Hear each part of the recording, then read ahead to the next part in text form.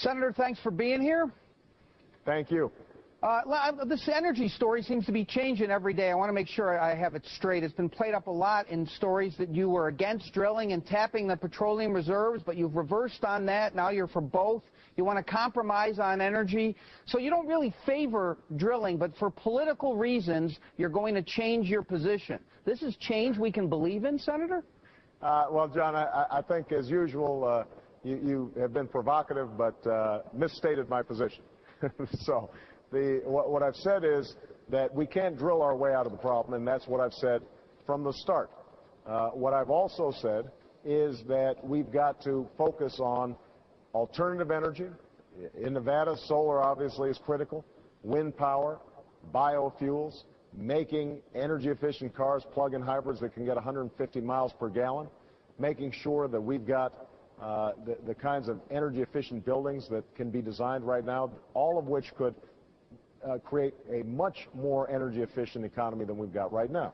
But what Senator, I've also said, Senator, hold on, no, John, hold on. Right. You asked the question, Finish. let me answer it. Finish, go ahead. Yeah, that's what I'm going to do. What I've also said is that there's room for domestic production in the overall energy mix, using the 68 million acres of leases that have already been given to oil companies, making sure that we are using the oil fields that exist to potentially get more oil out of them. If we do all those things, if I've got a comprehensive package that is moving energy efficiency forward, and the Gang of 10, this group of senators on a bipartisan basis, say we want as a part of that some limited increases in drilling, then I'm not going to be dogmatic about it. That's not being political. That's common sense, John, to give relief to the American people, but more importantly, to set ourselves on a path of energy efficiency over the long term. Well, I guess what the American people might want to know, though, Senator, is what's the real difference between you and John McCain? You're running this ad tying him to the industry, saying he's taken all these contributions. But as you well know, there's a story out today about how you supported the Dick Cheney bill, and he opposed it. That bill gave subsidies to the oil and gas companies. John McCain opposed it, saying those are tax breaks for those companies. Barack Obama favored it. Hold on a second. John, I thought I was talking to you as opposed to debating John McCain, but I'm happy to let you serve as his proxy.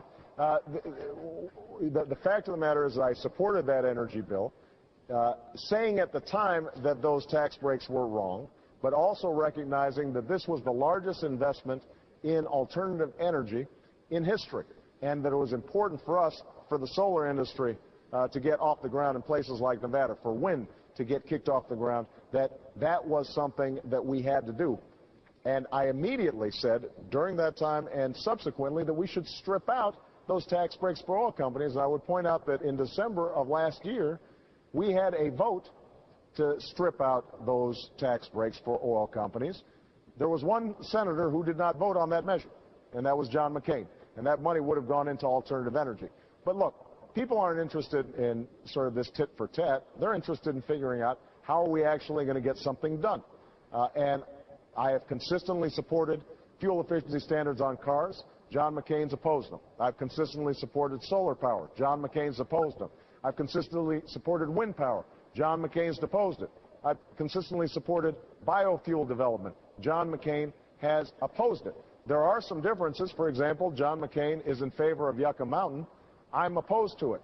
There are some clear contrasts here, but the notion that somehow there's no difference between John McCain and myself on energy policy is simply not true. Well, of course, that's not what I said, but at the risk of being called... I thought that is what you said. You said, what was the difference? I was saying, I was playing devil's advocate, which I'll do again, okay. At the risk of being called John McCain's proxy yet again. I'll ask you, you know this, Senator, you say tit for tat. You've talked in your whole campaign about rising above the politics as usual. You yourself, though, also know there's a fine line between flip-flopping and flexibility on policy. Maybe if there's a crisis in the future with nuclear waste storage, maybe you'll just say to Nevadans, well, I was against Yucca Mountain, but guess what?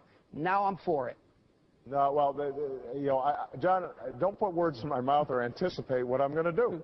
I've been opposed to Yucca Mountain from the start. So if the suggestion is John McCain, who is in favor of Yucca right now, should get a pass on that. I didn't say that. Whereas I, who am adamantly opposed to it, somehow might be second-guessed, I think that doesn't make sense. look, the fact of the matter is I think actually there's room for nuclear power in our overall energy mix. But the key is that we do have to figure out a safe storage strategy. Yucca has proven to be a poorly designed approach to the problem. And one of the things that I want to do is to work with the nuclear industry, scientists and engineers, to find out what is a safe and appropriate approach to nuclear waste if we want to expand nuclear waste overall. All right, Senator, as always, good to talk to you. Hope you're coming back to Nevada. You might have heard we're a battleground state this year. John, you know I love Nevada, and more importantly, I love debating you on your show. So I've got to get back there soon. That's a commitment to come on face-to-face. Thanks, Senator. See you, man. All right. Bye-bye.